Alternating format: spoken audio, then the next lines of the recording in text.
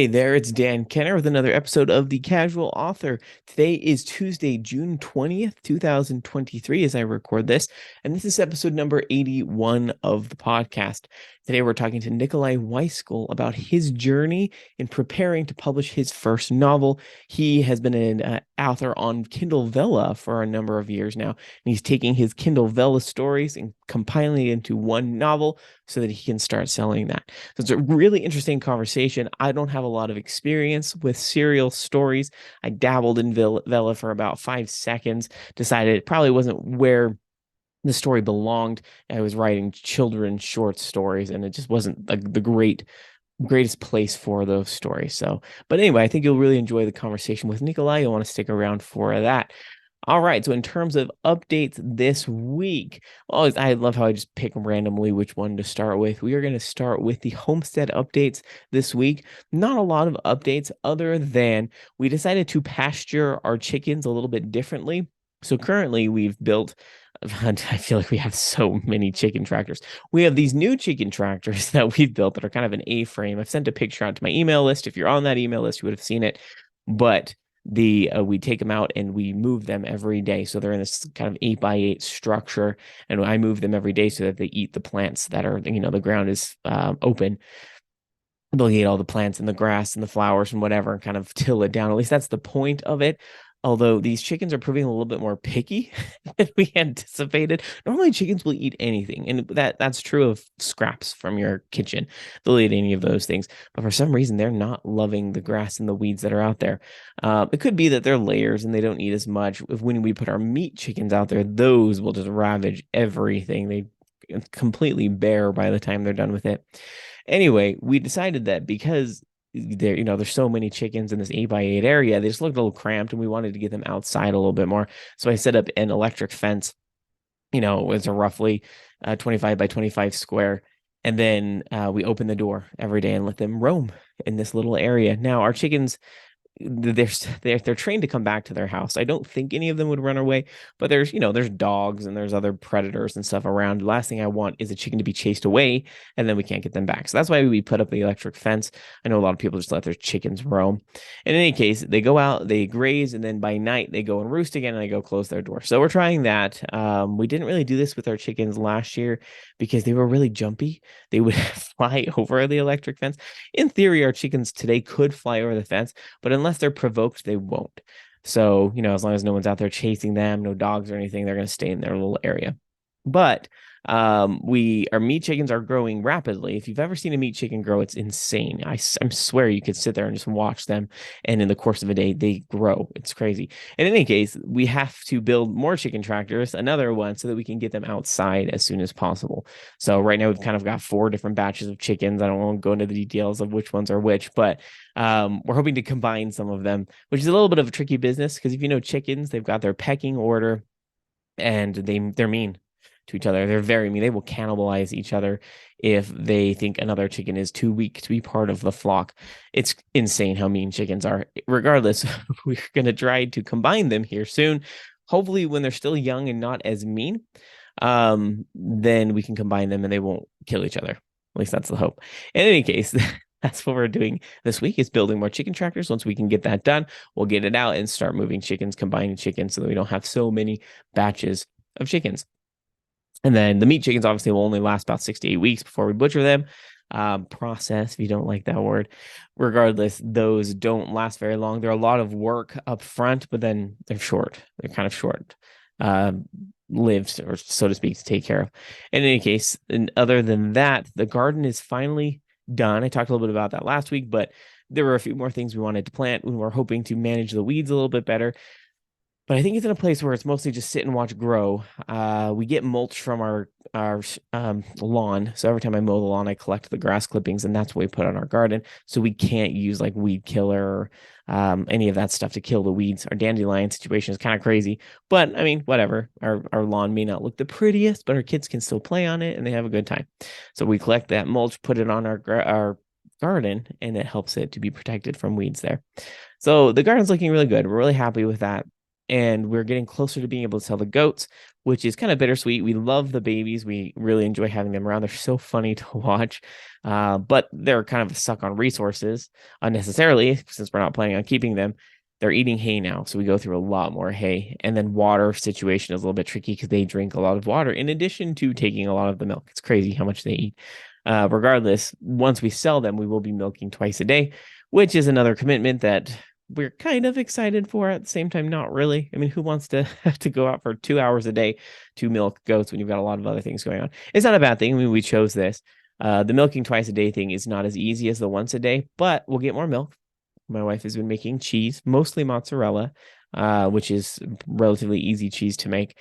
We use that for pizzas each week, and she'll start dabbling in. She's done it before, but she'll get back into the hard cheeses such as cheddar, Gouda, those types of things. Butterkäse, if you've ever heard of that. But yeah, it's really fun to have those cheeses, and the cheese is so good. It's incredible from the goat milk.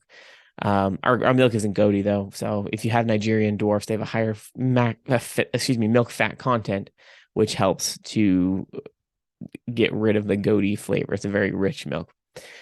So I believe that's it in terms of updates for the homestead. So author news, I just wanted to give a little bit of update on things that I've talked about in the past. So one thing that all authors, regardless of whether they are full-time indie authors or not, all independently published authors say that one of the most important things you can do is build your email list. That's something that I've been trying to focus on for the past few weeks, and I'm actually pretty pleased. Historically, I've not been great at gathering people for my email list. If you're listening, you can get a free, it's a full-length novella. Most people would say it's a novel. It's around 33,000 words. So yeah, it's practically just a short novel. You can get that for free. It's a prequel to the Library Chronicles if you sign up for my email list. So what I've done is I've signed up for what's called Story Origin. If you're an author looking for a way to build your email list, I definitely recommend this. I've gone from about just over 200 people on my emailing list to nearly 500 in about 4 weeks, which isn't terrible. I mean, considering historically I've not done anything. Kind of social media and whatnot, that doesn't get you lots of email subscribers, but you swap. Essentially what you do is you swap your reader magnet or your freebie with other authors. They send it to their email list, you send theirs to yours, and you kind of share subscribers in that way. Now my unsubscribe rate has gone up, but that doesn't bother me too much because I know there's a lot of people who only subscribe for the freebie, which is fine, whatever. If they're not truly going to care about the emails I'm sending, then that's fine, they can unsubscribe. But it is good to see those numbers going up, particularly for years I haven't really seen the needle move. It does have a little bit of a cost associated with it, and this is not a sponsored. They're not sponsoring this episode or anything. I'm just sharing my experience with it, and I do recommend it. I think it does work, and there's a lot of great authors you can meet on Story Origin. So I'll put a link in the show notes for that. Other than that, I have finally dove into editing Dragon Blooded. I'm always so happy when I get back to it and I realize my first draft is not as messy as I anticipate that it will be. So I've edited the first couple chapters. Like I said, I just barely started. But based on the cleanliness of the first 2 chapters, I do think that I can move through it a lot more quickly than I expected. There were far fewer errors than I thought. I imagined that it was just this minefield of this horrible writing, but it's turning out to be much better than I thought. And the story's exciting, which is also good. I'm not as an author, sometimes you dread editing. I know a lot of authors dread editing like myself, but when you come back and read it and think, oh, the story is actually really good. It is engaging. It's engaging me again, even though I wrote it. So that's where the way I'm feeling. It does feel much more fast paced than the Library Chronicles, which is obviously an epic fantasy. It's very more detailed and it's just more descriptive. This is a little less descriptive. It's a little more fun, and it is written in first person, which obviously that's a different perspective from a reading perspective. In any case, as a reminder, Dragon Blooded is intended, I say intended because I have no idea as a pantser what the heck is actually going to happen. It's intended to be a 6-book series. And for some reason, I decided it'd be fun to have each of the 6 books written from a perspective of a different one of the main characters. Essentially, the books are kind of revolving around the same 6-ish. I say ish because I don't know what's going to happen, but the same 6 teenagers. And so 6 books, 6 teenagers, different perspective each one. And it's going to be fun. I'm really enjoying it. The first book was a blast to write, and it came out a lot more quickly than I expected. So let's see if I can actually crank out the other 6 books. The trick will be keeping it to around 100,000 words, which I'm not great at doing. This one is around 110, so I did miss that, but not too bad. I mean, it could be worse. In any case, editing that with the hope to send it out to beta readers. I'm thinking probably middle of July, realistically. I mean, because I do like to run it through Pro Writing Aid first. I'll do my self edits on it, the read through, I read it out loud, and then I'll put it into Pro Writing Aid and catch all of the like commas and misspelling that I may have missed. Sometimes I just get ingrained in the story and don't think about those. After Pro Writing Aid, then I'll send it out to betas. So that's kind of fun. If you've ever used Pro Writing Aid, once again, this is not a sponsored comment. It's only very helpful for those of you who are authors but don't know grammar very well. Pro Writing Aid is worth the money, definitely, especially since there's a one-time cost option. It's a little pricey up front, but then you have it forever, right? You can use it forever. I definitely recommend Pro Writing Aid. So I don't know. I believe it might be Mac only though, which is a little bit tricky. I could be wrong on that. I'll have to look into that. Regardless, definitely add it into your writing process if you have the means and the time to do so. So I believe that is all that I have for author updates right now. So we can go ahead and shift over to the interview portion of the podcast with Nikolai.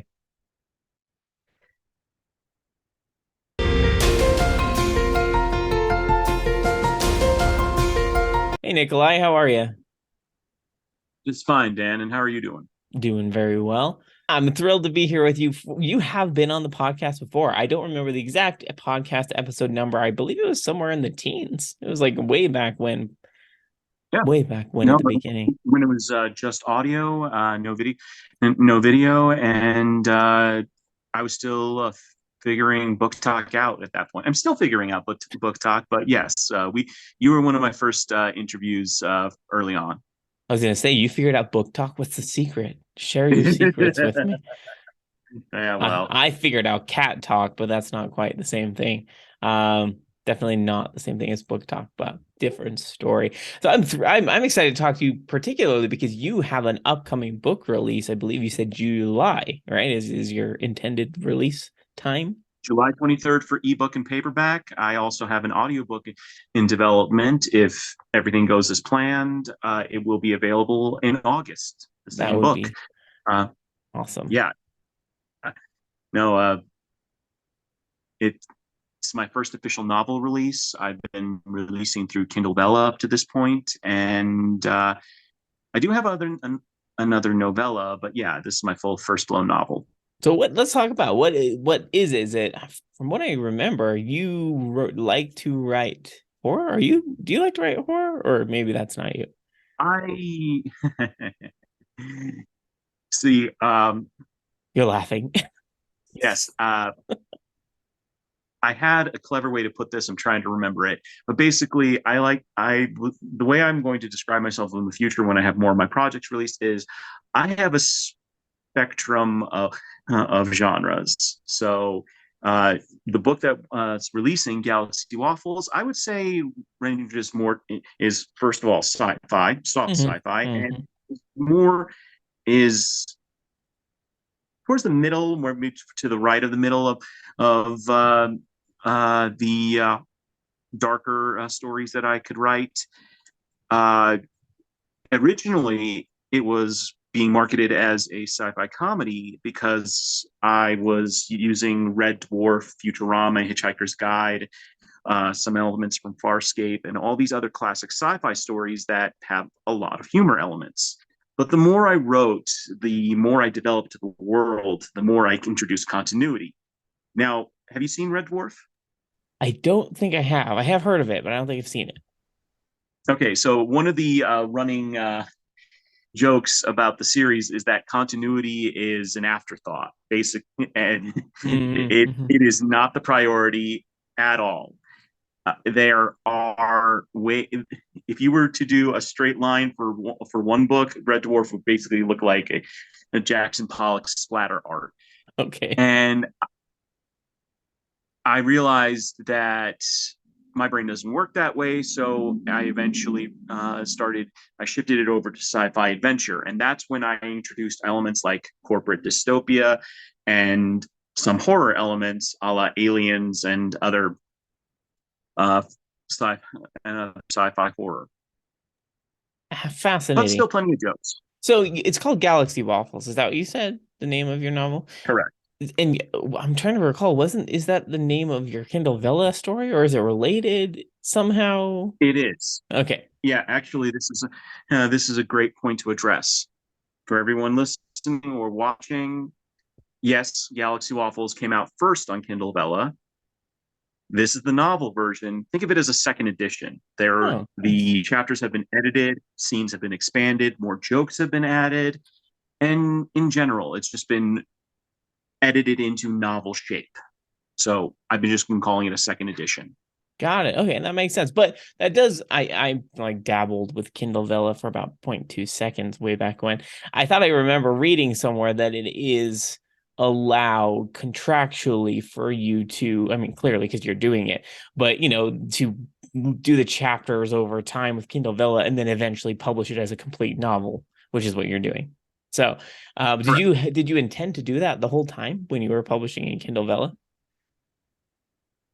It was in the back of my mind when I started with Kindle Vella. I Hmm. honestly didn't know how one would the platform where the platform was going, if it would even be around because Vella isn't Amazon's first foray into serial storytelling. Oh, They've interesting. had one or two previous ones. I can't recall their names, but basically, I was told by a lot of people who had been on Amazon or dealt with Amazon longer that it could be gone overnight.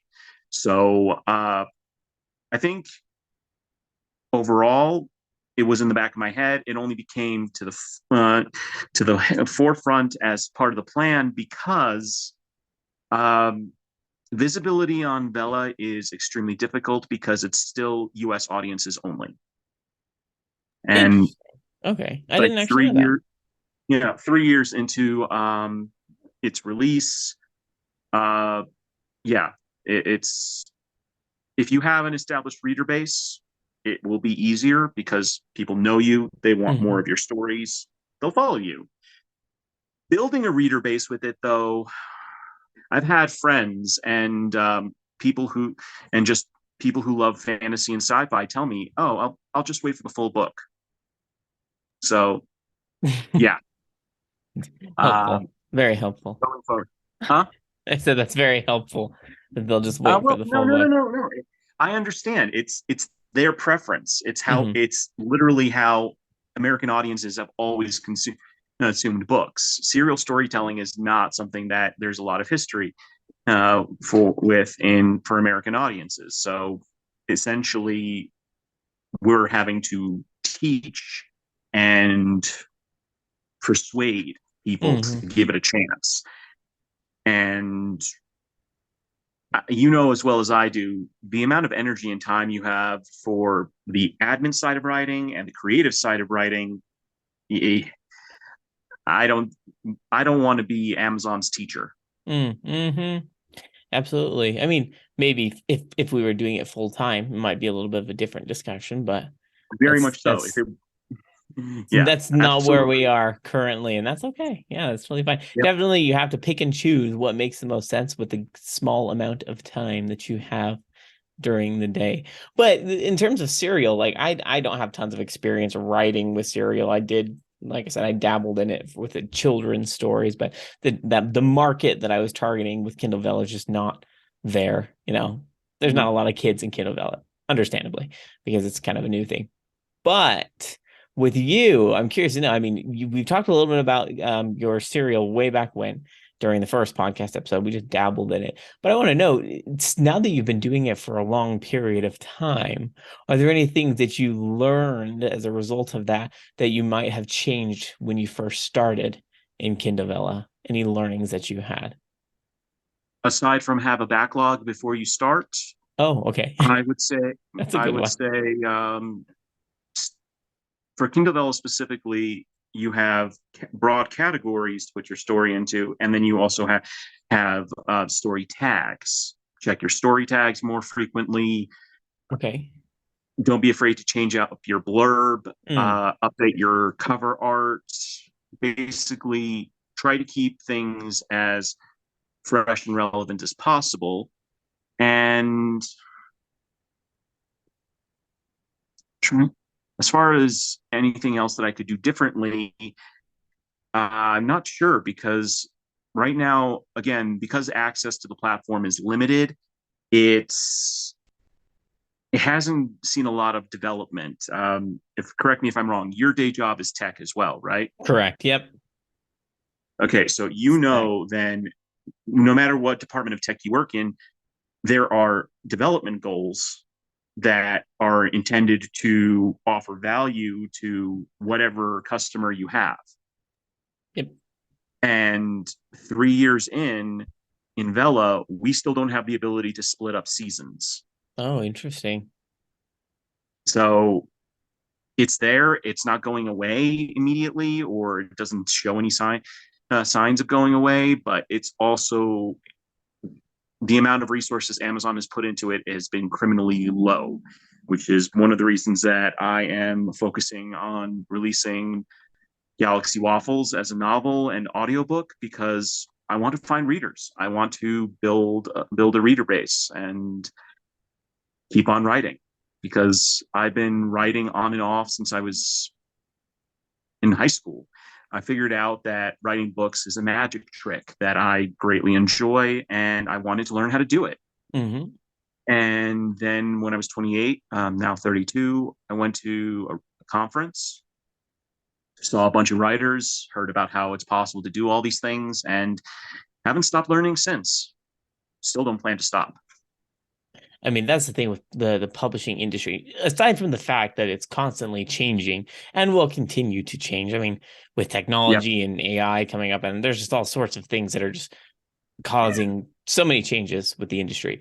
But Uh-huh. aside from even without that, there's still so much to learn. Oh But yeah. I think being an author, particularly as an independently published author, you learn to appreciate the time spent learning because it's fun, right? It's I think there's the human mind just thrives on the learning process, and if you capture that and continue to enjoy the learning, then independently publishing isn't as big of a deal. It's still difficult, right? But it doesn't feel so overwhelming. Your first book does feel a little bit overwhelming, but after that, you kind of you learn. There's a lot of things that you learn about the publishing process. So I mean, I commend you on having the audiobook figured out prior to publishing your first one. There's not a lot of independently published authors that have the audiobook figured out on their first book. Well, actually, this is where you're just giving me the perfect segue for a shout out. Mad audiobooks. I just found them when I was scrolling TikTok, and uh, they came up on my feed a few times, and I was looked into it, and there were literally just starting up. They have one audiobook in finishing development, and I'm literally their second audiobook. They Cool. are priced themselves for indie authors. They are very responsive. They are super enthusiastic about working with, I believe, almost every genre. So I know you've been writing for a while. Do you have audiobooks? I do not. No, coincidentally, I sent out an email about finally trying to figure it out. The thing is, I write faster than I can pay for audiobooks. So Yeah. I've published 5 books now, and I have 2 completed manuscripts in the first draft phase, which is a combined 285,000 words of books. So like I said, I can write them faster than I can produce the audiobooks for Mm. them. So which Well, is it's positive, right? But at the same yeah, time, I need to figure out the audiobooks. That's something yeah. that I need to do. They do offer audio editing services, so if you don't want to bog yourself down in that, you can. I know you last time we spoke, you said you wanted to do the narration, which I commend you for. Mhm. I originally wanted to do Galaxy Waffles, but then I realized I have a female main character. It would be nice to have a female narrator, so that's how I found Evan, and he goes by Moose, otherwise known as Patron of the Lost on here. Evan is Cricket on TikTok, and if you go to their YouTube page, you can find one or two of the cold reads they've done for Hmm. Galaxy Waffles, and it has been insane amounts of fun listening to them. Mostly because do you recognize the term cold read? Yes. Okay, so for our viewers, if you don't, it's basically just a way to get familiar with the text, Hmm. and we agreed that it would be easy marketing and just a good chance to preview the book for them to do it live. However, they have not been able to get to it through a single chapter without breaking down into giggles. Mm. And that's just a that just warms my heart because for the longest time I was calling Galaxy's Waffles a niche read and all these things where I had a lot of passion for it, but I didn't know, or I had that anxiety about I don't know if anyone's going to read it. But Mm-hmm. uh, so far, everyone's like, "Yeah, I want this." I know I'm eventually going to get that 1 star, and new authors don't do nonsense with 1 stars, please. You burn your bridges faster than if you douse them in napalm. Anyway, but I know I'm going to get a 1 star eventually because that's just the nature of business. But it's still overwhelming to have these two super talented narrators go, "I love everything about this." Mm-hmm. Yeah, it's definitely very encouraging. And their reaction is what you intended, which is validating to you, of course, as the author. Oh, Hey, my writing it delivered what I wanted it to deliver, at least in this instance. So it's definitely validating and fulfilling on that front. Plus, I mean, fun. It's always fun. Someone has read my books before, not in like audiobook production format. Um, there's actually a Twitch creator. I don't know if she still does it, but for a while there, she asked authors if she could read books, and she read through their books on Twitch, and she has like thousands of followers, and so she did end up reading my books on the Twitch, which was really fun. I joined yeah, in and listened to them each time, but so I can definitely understand the feeling of their reactions while they're hearing the twists and reacting to the things that happen. You're like, oh, good, that landed like I hoped it would. yeah. No, It's a fun feeling. that's the magic trick. We envision things, but we don't know that they will be received and reacted the way we intended. So yeah, you couldn't have said it better. It's validating is the perfect word. I mean, of course, it's not always going to hit the way you hoped it will, but And yeah, exactly. This is you don't focus on those things. So, the thing about writing books as an author, and you've already expressed your knowledge of this, but there's a lot of authors out there who are scared of the people who won't like it. But the reality is, not everybody likes all the same things, right? My reading yeah, preferences are different than yours to some degree. They probably align a lot in some places, but there's some differences. One thing that some people might like, I might not like, and that's okay, or vice yeah, versa. So it's not their cup of tea. It's not a big deal. You just move on and find the people who are your readers. yeah. That's what you should focus on. Taking your words 1 step further, the first question that I've started asking new writers, because some have approached me and asked at the live shows that I've gone to sell books, is how do I start, or the usual, how do I do? And my first question to them is, do you want to write as a business or do you want to write for yourself? Mm-hmm. And once you make that decision, it diverges, because if you're just writing for yourself, there is zero obligation to publish, learn printing, ISBNs and covers and marketing, hashtags, and everything that goes with it. You can just write for the joy of writing. And that is okay. It's not inferior or anything for compared to any form of publishing. If you Mm-hmm. choose to publish, however, it is a business decision. You are investing your time, your money, and your energy into creating a product, a book. And if you don't approach it that way, you will end up frustrated. You will get to make decisions that you regret more often. And again, neither path is superior or inferior. It's about you and what you want to accomplish. Mm-hmm. Absolutely. And I mean, if you don't know the answer right away, you don't necessarily Yeah. have to know. Sometimes you just have to get through the hurdle of writing your first book. Thing I always tell people when they say, well, where can I get started? I usually just tell them you just start. Mm-hmm. And I know that sounds so silly, but there's so many people that think and think and think and ponder and take notes and they don't actually start. It's like, well, you're never going to get it done if you don't actually start. I'm pretty sure every single person I've talked to who I've given that piece of advice to actually started, and then they're like, yeah, I actually finished the book, and I didn't ever think I would. Because you just gotta start, pen to Yeah, paper or fingers to keyboard, however you want to write. I don't do pen and exactly. paper. My hand can't handle the handwriting. My brain, my hand can't keep up with how fast my brain processes words. So I have to tell I could you, go get my notebook and show you the chicken scratch that I come up with when I do handwriting. I do like handwriting. I just loathe transcribing. oh gosh, I yeah, just like, yeah, because it's just, I'm like, I already wrote this. Why do I have to rewrite it? it feels I want it. very, Why very can't waste of time. Yeah. paper please transfer to the cloud? They're actually, I mean, I don't know all of the technologies for this, although I think they've developed some things for taking pictures and it converts it to text. Although I don't know. I could be wrong. Surely that exists I now. had one for a while. The challenge with it is one, it made it into a PDF, so it was an No, image that's file not helpful. Yeah, instead of a text file. right. Two, just because we can't see it doesn't mean that the ink is constant as you're writing. Hmm.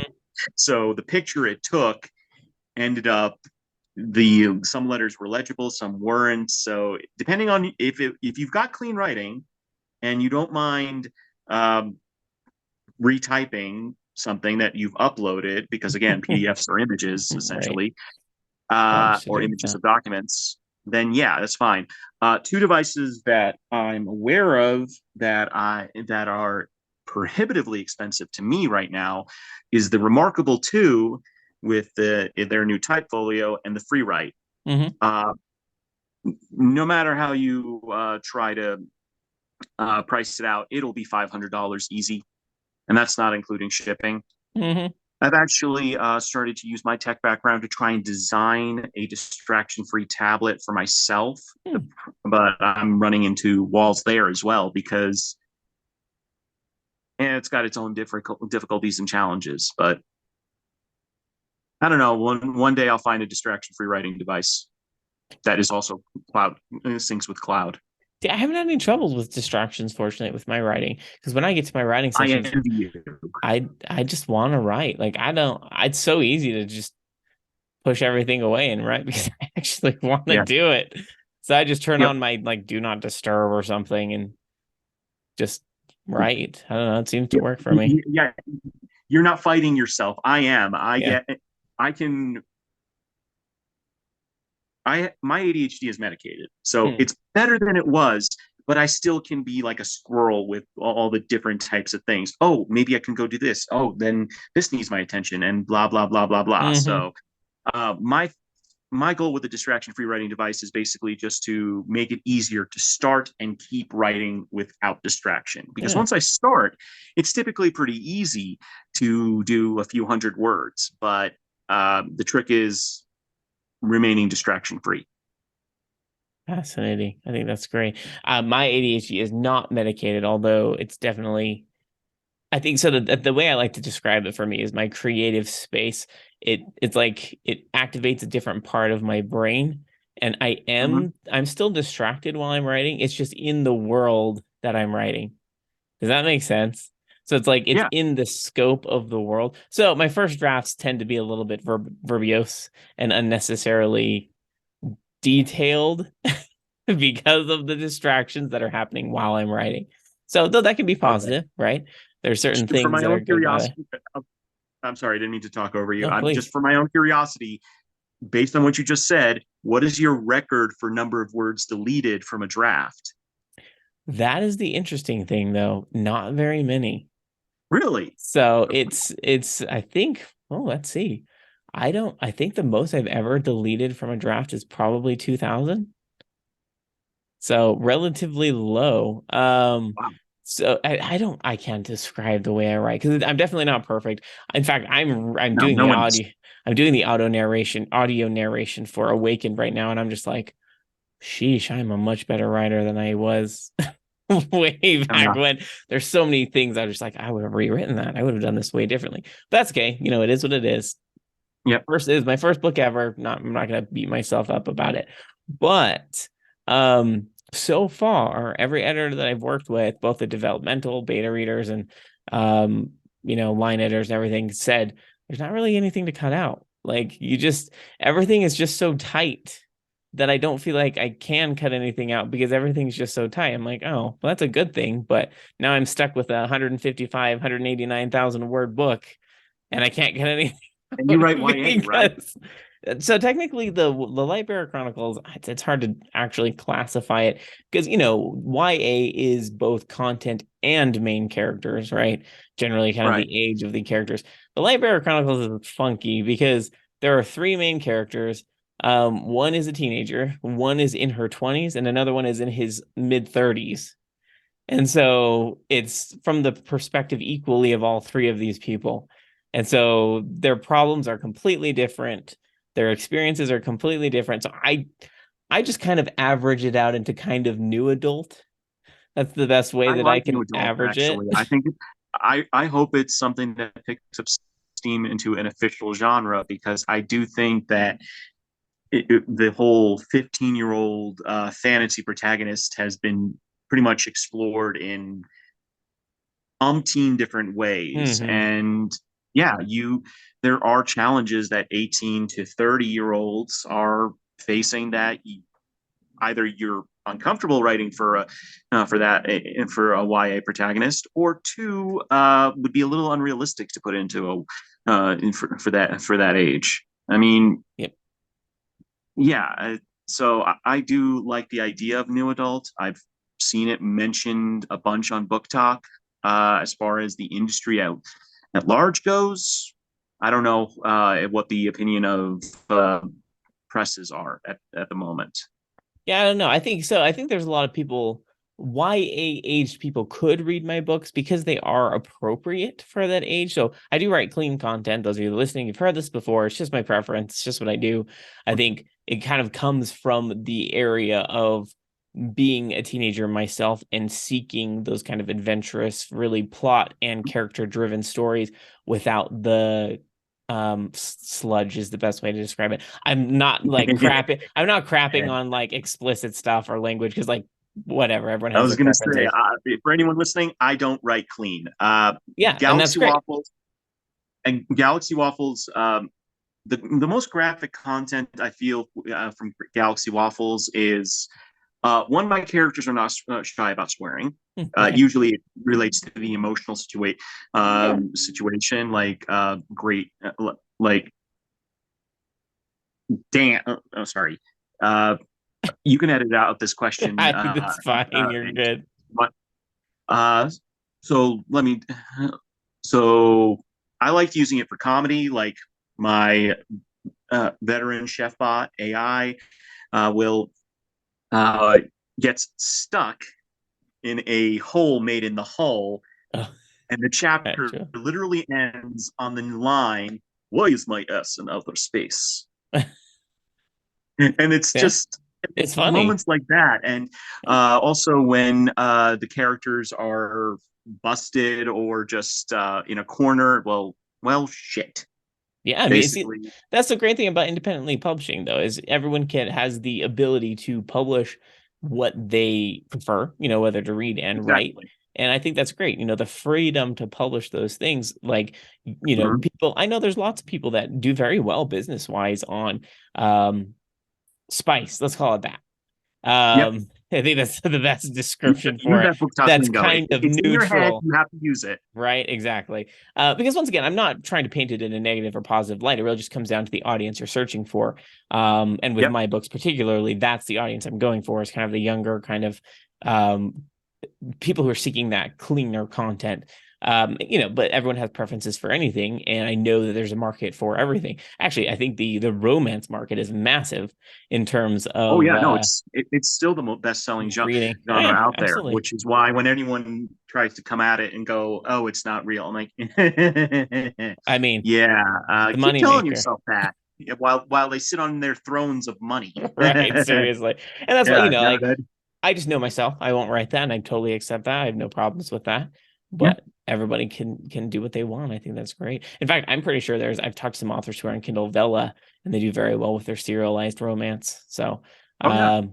which is cool. I mean, there's a space for everybody. I don't know if fantasy does quite as well without, like, sure, there's fantasy with romance with spice, That's where the crossover I that I don't think have does well. recent statistics.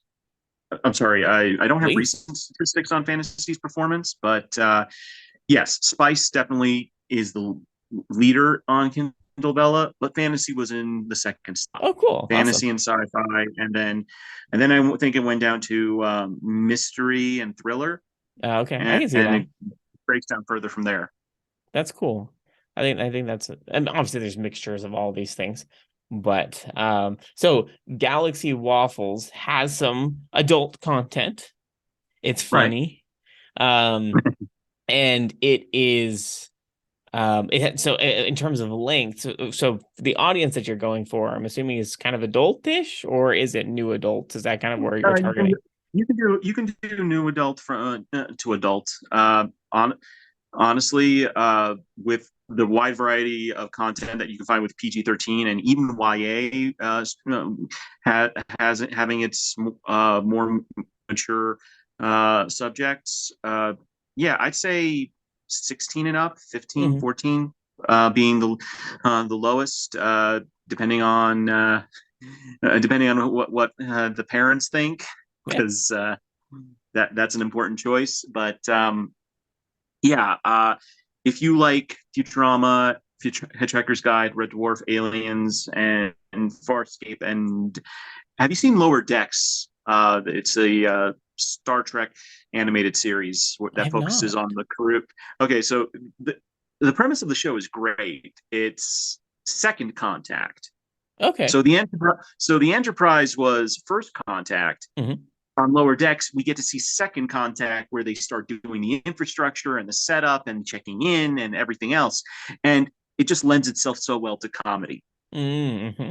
And I really like it. And the thing that I think sci-fi is missing right now is character-driven stories. If you Hmm. think about the biggest recent portrayals in sci-fi, whether it's movies, TV, or books, a lot of it is high concept, hard sci-fi, Yeah. which usually focuses on the technology and how it impacts the characters. Like Yeah. I personally adored Andy Weir's The Martian movie because of how it showed a struggle for survival and humanity coming together to rescue someone. Hmm. But but the technology is the biggest factor there because without it, he wouldn't be on Mars in the first place. Galaxy Waffles is soft science and it focuses on the found family on the diner spaceship. The technology that is fairly easy to understand. Actually, one of the moments that I was really proud was when someone who was not a sci-fi reader said they read it and they understood what Awesome. the tech was doing. And I was like, yeah, that's great. I mean, does it get more technical in some places? Very much so. But overall, I try to keep it as relatable and understandable as possible. It's the corporate dystopia element is ever present because of the part of space it's in. I call it the untamed sector. Hmm. So basically, not enough infrastructure to support regular laws. As a result, the developers, bandits, and other elements are all out there, and they have to deal with it. I mean, it The sounds fun. Yeah, it's a lot of fun. The Some of the aliens that you'll encounter, uh, I this actually broke my narrator's brain. So when it was just a sci-fi comedy, I was inspired by the flying spaghetti monster. Okay. I made a alien species I call the Regani, who how much do you know about Pokemon? A decent amount. I haven't played Pokemon in years, but I played it quite a bit when I Uh, was a kid. one of the closest visual I can is a Pokemon called Tangela, where Yeah, it's so basically yeah, like that's what I a was yeah. exactly thinking. So Yep. it's a floating blue spaghetti with little tentacles, and Hmm. um, eye stalks and barbs, and the character that you'll meet in the story is his name is Orzon. Here to guess what Regani and Orzon are derived from? Um, Pasta is the only thing that comes to mind for me. Yeah, Say I it's made an alien species that was whose name originated from pasta. okay. Say it. They sound like very pasta-esque names.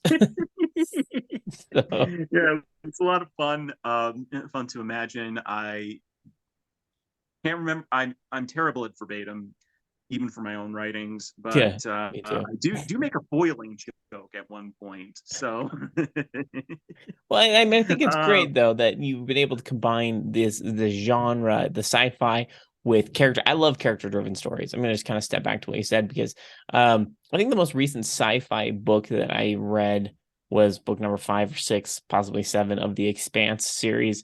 I don't know if you've ever read great those. They're series. they're pretty big books. I haven't finished it quite yet. But yeah, definitely the characters are great, but it doesn't feel super character driven as much as yeah, the plot is really thick. It's very character technology driven, kind of intrigue.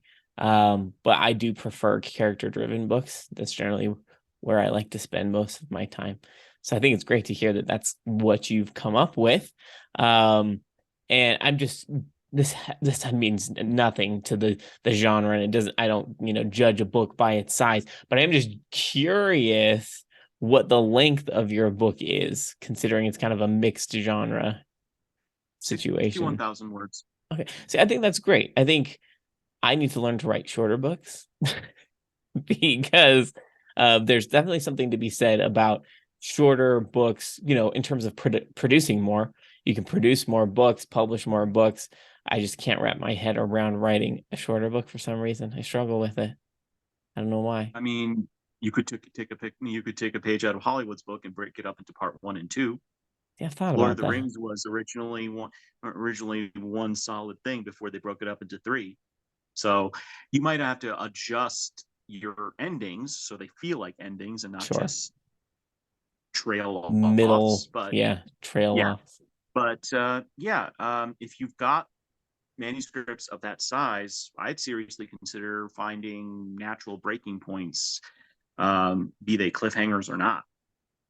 So, Part one, two, eh, three in separate forms. yeah. That's something I haven't Mm-hmm. really considered. Yeah, there's a lot of things around publishing, but the stories that I come up with are just generally more complicated and it requires more words to resolve things just because I weave too many Well, things into it, but it I is what it mean, is.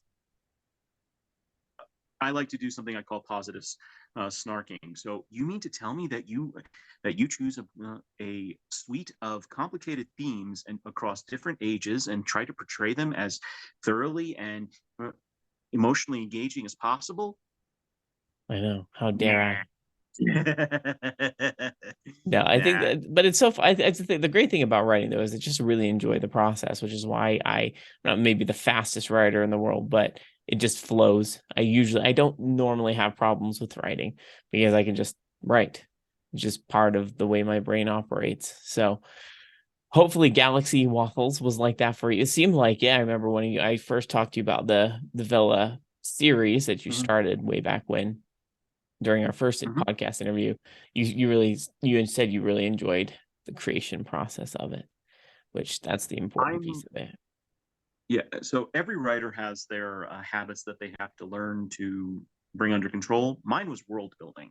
Mm, For the longest time, I would world build the hell out of my stories without actually writing a single chapter. mhm. Uh, so what I've really appreciated as far as Vela goes is that, again, the sense of completion that publishing an episode gives you forces you to keep going. Okay, so I Mm. did that episode.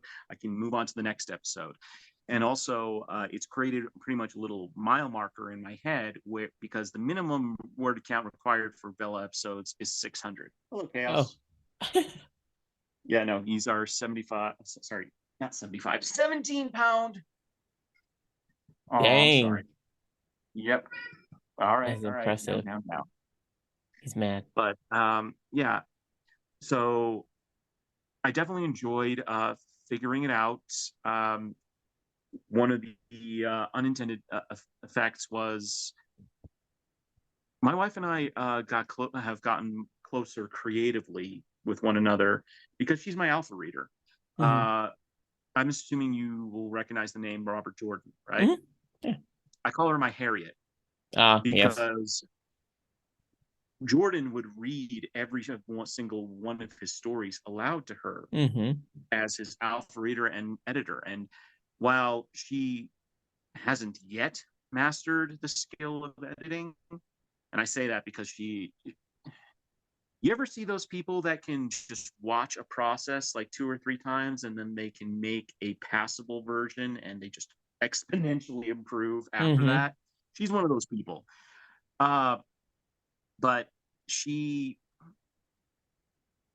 she listened to every revision, every version, called me out on ideas that didn't fit, and that back and forth has been invaluable to my creative process. I would not be where I am without her, and I'm forever grateful because she believed in me when I didn't believe in myself. That's awesome. And now here Yeah. you are, about to publish your Yep. first book. Yep. Uh, it's st- still feels a little unreal. I'm still taking ARCs for anyone can't who can't pre-order an ebook. My formatter says he should have the manuscript files done by the end of June, so I'll be uploading and getting the paperbacks set up for that. I'm not sure if I'll have paper. I'll probably have a proof copy before the publication date, but I doubt I can get an actual order before July 23rd at this point. So yeah, lots to learn, lots of interesting things happening.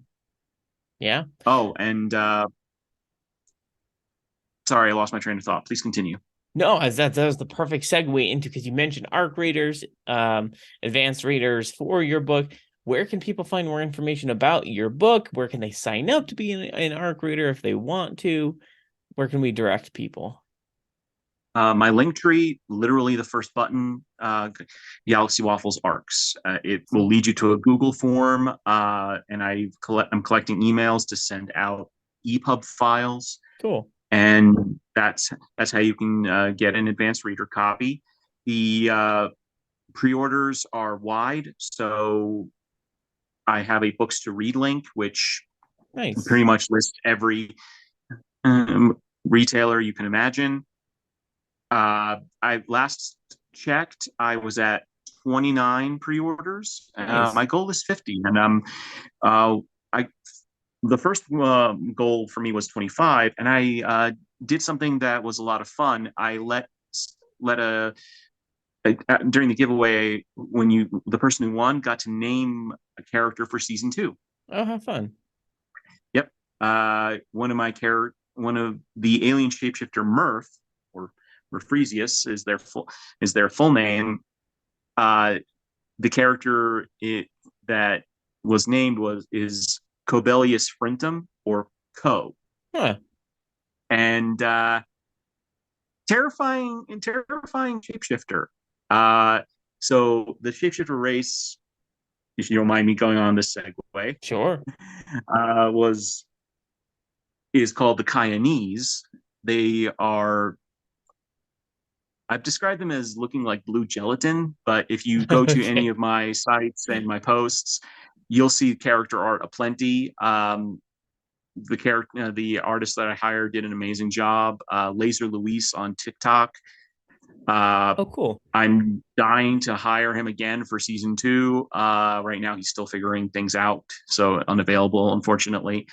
But getting back to your question, yeah, it's available wide. It's and arcs are still open. I do have a goal of at least 25 arcs just to have a milestone for myself to reach, but I don't plan on closing them until the week before publication. So if you're a Cool. fast reader, it's not a very long book, but it is a lot of fun. Awesome. Lots I hopefully you can get some people for it. I think that's great. Yeah.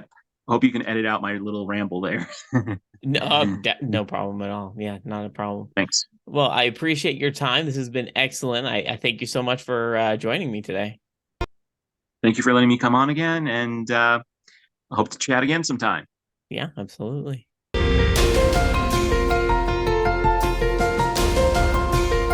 I hope you found that as interesting and funny as I did. Nikolai is a pleasant, very fun person to talk to. And his story is really cool to hear about taking his Kindle Vella story, compiling it and putting it into a novel. I know that that's, it's part of the rules that you can do that, but it's a way for authors to have that motivation, kind of build up that reader base and write their novel at the same time. So it's kind of fun. If you want to give Kindle Vella a try, you may want to do that. There's other subscription services out there like Ream that you may want to try, but kind of the build as you go author subscription offering is kind of cool to look into. So next week, we'll be talking to Marvin Hayes about his poetry book, Story of a Man. Marvin Hayes is he's an Air Force veteran, and he is really well versed in just the art of poetry and music writing. He's a really interesting and amazing individual. His stories are so fun and compelling. I think you're going to want to tune in and listen to that conversation next week. Thanks for listening today, and I hope to see you next time.